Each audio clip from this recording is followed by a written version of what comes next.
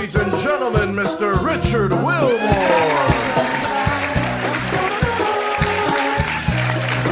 Welcome everyone to Make Your Day Richer.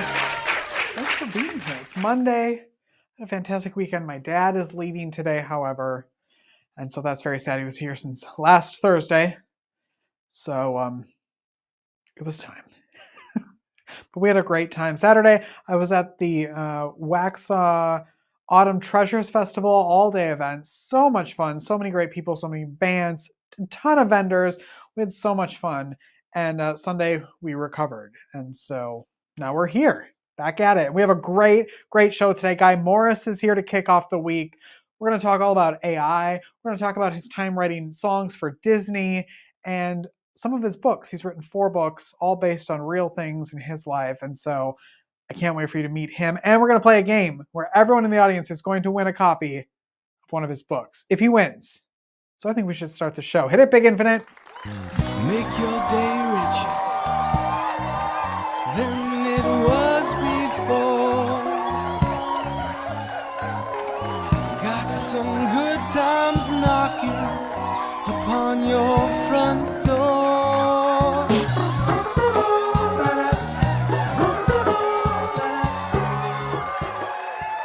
Guy, have you always been, into loving words as a songwriter, an author? Was that something that you grew up loving?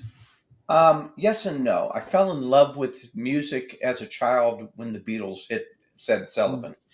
And music played a big part of my early development. But I was always drawn towards artists that had meaningful lyrics. Bob Dylan, Paul Simon, the Beatles, early stages of other groups as well. And so, yes, but it wasn't until after I went to college, started my career, and really started learn to love to explore learning and reading in general. And I started when my son was about 10, 11 years old. He was a very good reader. We would go to the library every week. And I was a single parent, so I would spend a lot of time reading. And I decided to write him a short story just because I was bored at night. I needed something to do. I have a very dysfunctional relationship with leisure. And so I thought, well, I'll just, he likes all of those typical books that you like as a 11-year-old kid. It had to have pirates and treasure and ghosts and adventure, and there's a bad guy. And so I wrote him a typical type of 11-year-old story called Paolo and the Shark. And he loved it. His cousins loved it. And I didn't really think about it too much, but I went to start writing a sequel to that. But for me, I always love books that are rooted in real fact. There's a real historical foundation. There's something real. So I started researching a real story to write another book about. And I got so obsessed with the research. I got so involved with the research that it wasn't just finding a few common words that they used. It wasn't just saying, oh, in 1672, this happened. I wound up wanting to solve the historical mystery. And the mystery was why Henry Morgan, the real pirate, after raiding the city of Panama, cheated all of his men and took away 35 tons, over $1 billion of treasure, along with 600 souls, mainly slaves that he was going to sell for ransom. All of it disappeared and was never seen again. But Morgan survived and was later knighted, Sir Henry Morgan, sent back to Jamaica with a whole garrison of soldiers as a lieutenant governor. But instead of going to get his $1 billion treasure, he went insane. He went into this drunken, haunted debauchery and then burned his logbooks. I couldn't get that story out of my head. 3 years after he died, the whole city of Port Royal sank into the ocean in an earthquake tsunami. The locals of the time said they had been cursed by Morgan. So what got me involved was doing the research, realizing that I had to have something to say.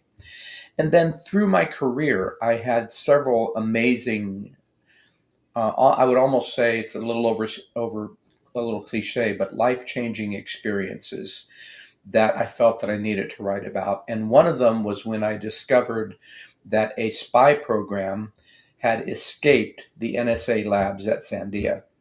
The program wasn't lost, it wasn't stolen, and it didn't break. The program itself escaped, and the NSA couldn't find it. And I know that's true because I'm the nerd who figured out, I got obsessed. I figured out how it escaped and why they designed it that way. And they were nice enough to send two FBI agents to my door. So those two experiences alone were the inspirational moments, the kernels of two entire books. And one became the kernel for an entire series of books. So the love for words, the love of writing started by with my son in college, learning to read, then learning to love other authors as an adult, that I would just absorb. I worked an 80-hour week. So when I could absorb a really nice book, like from a Dan Brown or James Rawlings or a Michael Crichton, I just absorbed. And so Yeah. when I retired, there was a part of me that says, well, that's what I want to do. Mm. So you're up to 4 books now, right? 4 books. I'm just about ready to release number 5. Number 6, it will be done by early next year. Wow. And number 7 will be out the year after that. How far is that, like, just as far as normal people when they're writing a series or books? Is that how far out you usually have to plan? I have no idea what normal people Oh, do. okay. Good to know. Okay.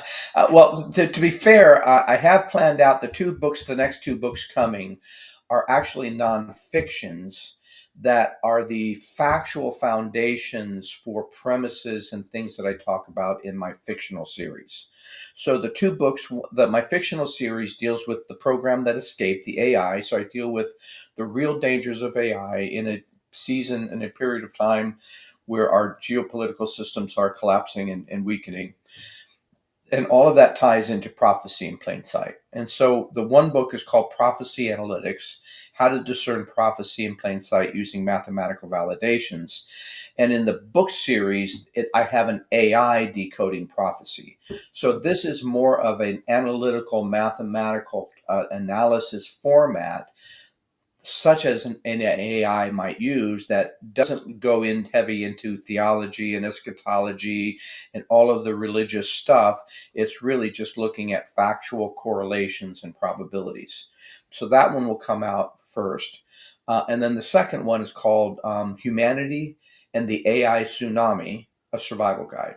So as we look at all of these AI issues that are coming up, the dangers of AI as a technology itself, the dangers of AI in how people corrupt governments, corrupt sociopathic billionaires, how AI will be used in a malicious way, and even when it's used in a good way, how it will change the economy and it will displace jobs. I wanted to write a book that a lot of people are afraid of AI because they don't really understand it. And there's been so much hype about it and so many movies and science fiction.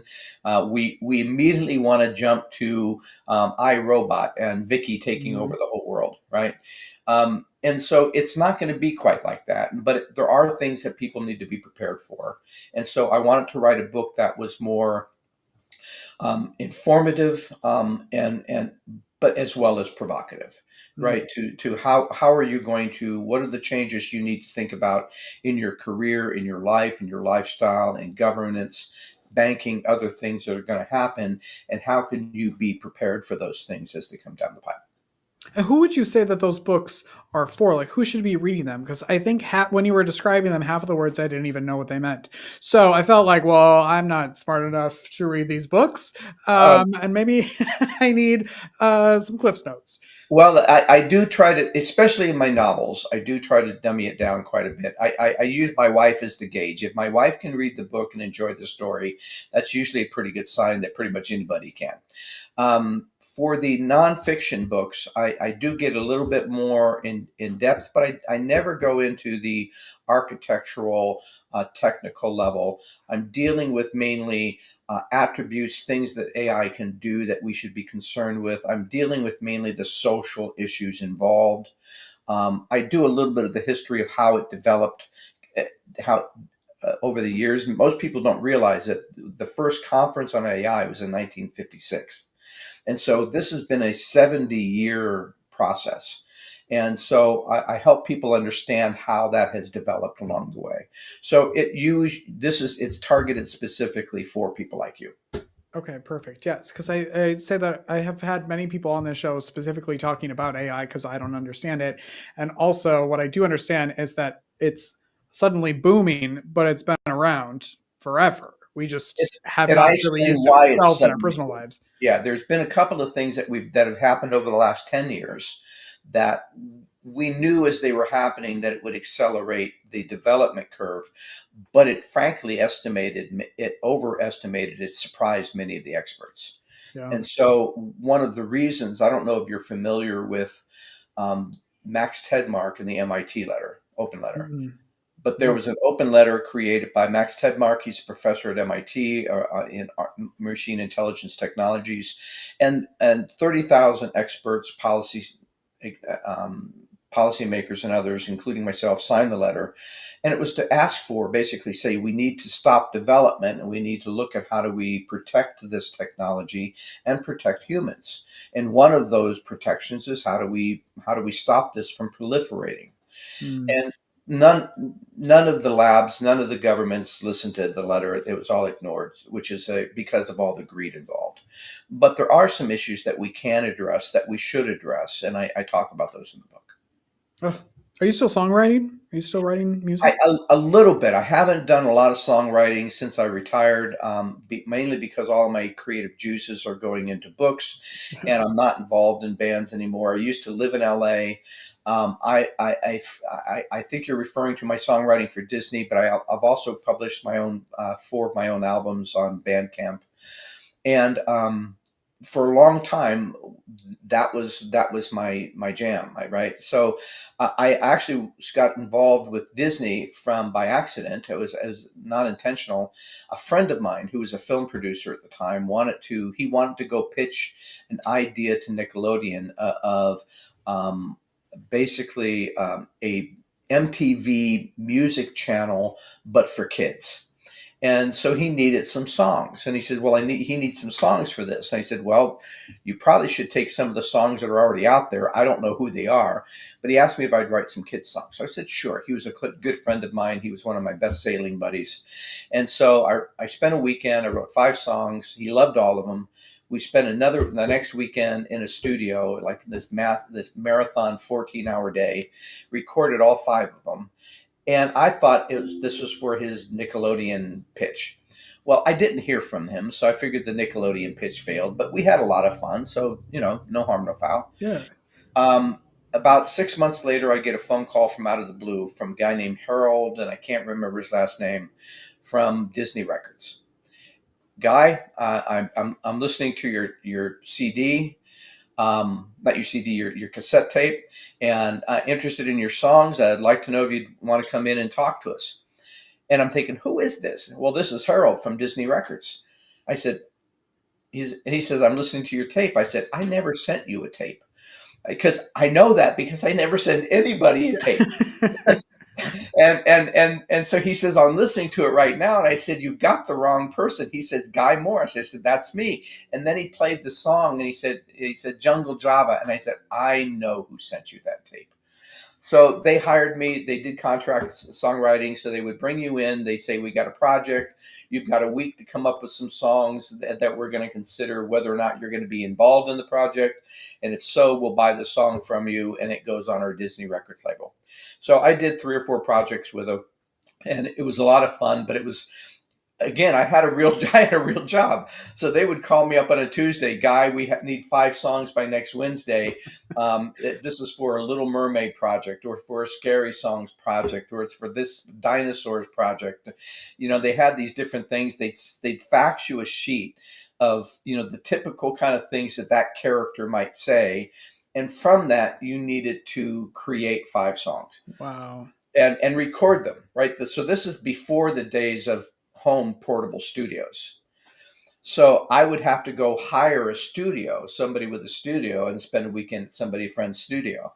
So it got a little expensive, and it got a little bit tiresome to constantly think, well, I was going to go sailing this weekend, but I suppose I could stay home and write songs for you instead.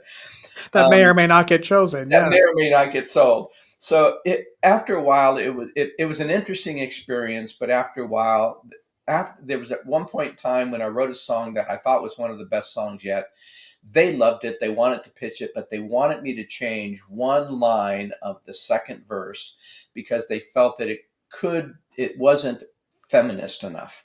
Mm. And I said, fine. So I rewrote the line. They said, well, no, we're going to send somebody down to your boat to help you. I said, I don't need help. Well, they sent somebody anyway. By the time she got there, I had already written the line. She loved the line. That was it. But they decided that she needed to get 50% of my royalty because they sent her over, and she turned out to be the producer's girlfriend. So that was the point in time I said, guys, I have a real job. I don't need this BS. You get, don't call me anymore. Wow. So that was my end of, that was the end of me working with Mickey Miser. What a life. What do you love most about your life right now? I love the fact that I don't have to go to endless meetings and be beaten down by endless requirements for new performance reviews and everything else. I love the fact that I can stay intellectually stimulated, super busy, but I don't deal with any of the corporate baloney and greed and all of that stuff. Yeah. I've since 2020, I've published four books. As I said, I've got two on the way, more on the way. I do book signing. I do about 80 days of book signings every year. So it gets me out and in the public to meet readers. I am super busy 7 days a week. I love it. Good. The only time I hope, my goal is to write until I die. And this is something I can do. I can maintain my own schedules. I can write about the things that I'm passionate about. I've been winning awards, so obviously people are responding to what I'm writing, which is always a reward, to gratification to know that what you've put your heart and soul into saying is making a difference, is meaning something, is landing with somebody. And so I'm loving the fact that I get to explore these new worlds and these new adventures in a creative way, and I'm not worried about the money. I'm retired. It's not like I'm trying to pay the bills with this. And so that gives me a tremendous amount of freedom. And I love that freedom. Love that. What's the best way that people can connect with you out there in the world? Oh, GuyMorrisBooks.com. There's contacts, there's trailers, there's highlights from reviews, fact versus fiction pages from my books. So just for those who don't know, every one of my thrillers are so saturated with factual information that I actually publish fact versus fiction pages. There's contacts that I do. There's a few of my webcasts and other things are on there. I have an expert reel on some of my AI stuff that I was doing for public speaking. So there's lots of information on there. It's a good place to start. Okay, good. Before we head out today, will you play a game with me? Sure. Okay, good. I'll let you win. What's that? I'll let you win. Oh no! This is for you to win. If you win, my entire non-existent studio audience gets a copy of one of your books. Oh, okay. Wonderful. I love it. No pressure, but there are a lot of people sitting in this room waiting. Okay. Okay. The title is Thrill or Fill. I'm gonna read a phrase, a title, or a scenario, and you have to decide if it's thrill. It sounds like something that you would put in one of your books, songs, or screenplays. Okay. Or fill if it's just filler, something I totally made up. Okay. Are you ready? I'm going to give it my shot. Okay. Best shot. Is this thrill or fill? The Algorithm Whisperer. Thrill. That is correct. Yes, you need 3 out of 6 to win for everyone. Okay, that's one right. Captain's log. I lost my sunscreen again. That's definitely a fill. Yes, correct. And if you get this one right, everybody wins. The profit code. Oh, that definitely sounds like a thrill. That's correct. Right away, 3. All 3 correct. Everyone. Yeah. in the audience gets a copy of one of Guy's books. Thank you so much. Well, thank you, Richard, for having me. It's been a pleasure. Yes, of course. Come back anytime. Come back anytime. Thank you for being here. Yes. We're going to take a break. Come back after this. Don't go away.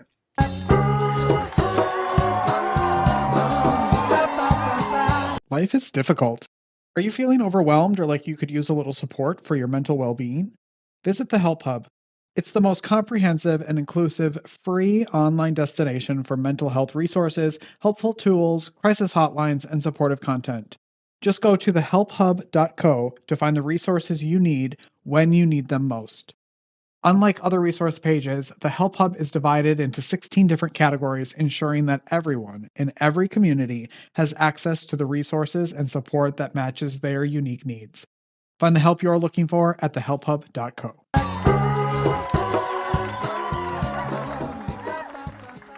Welcome back. That's the show, everyone. Hey, before we head out today, will you buy me a coffee at buymeacoffee.com/makeyourdayricher?